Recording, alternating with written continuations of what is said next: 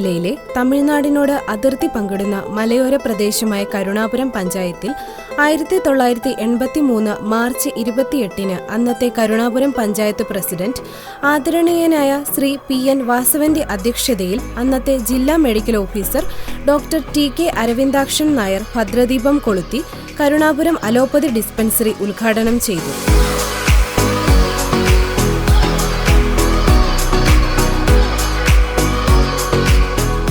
നിരപ്പേൽക്കട എന്ന പ്രദേശത്തെ ഒരു ചെറിയ വാടക കെട്ടിടത്തിൽ പ്രവർത്തിച്ചിരുന്ന ഡിസ്പെൻസറി ഈ നാട്ടിലെ ജനങ്ങളുടെ രോഗപരിചരണത്തിന് ഏക ആശ്രയമായിരുന്നു. പിന്നീട് കുഴിത്തൊളുവിൽ ഉള്ള ഒരു വാടക കെട്ടിടത്തിലേക്ക് മാറ്റി പ്രവർത്തിക്കുകയുണ്ടായി. എക്കാലവും ഈ നാടിന്റെ വികസനം മുന്നിൽ കണ്ട് നിലനിൽക്കുന്ന Kuzhithozhu saint Sebastian church 1 acre സ്ഥലം സൗജന്യമായി നൽകുകയും അവിടെ IPP പ്രോജക്റ്റിന്റെ ഭാഗമായി ആശുപത്രിക്ക് ഒരു സ്വന്തം കെട്ടിടം എന്ന സ്വപ്നം യാഥാർത്ഥ്യമാക്കി. ഏകദേശം 25,000-ഓളം ജനങ്ങൾ അധിവസിക്കുന്ന ഈ പഞ്ചായത്തിന് അത്രയും അഭിമാനവും കൈത്താങ്ങുമായി ആശുപത്രി നിലകൊള്ളുന്നു.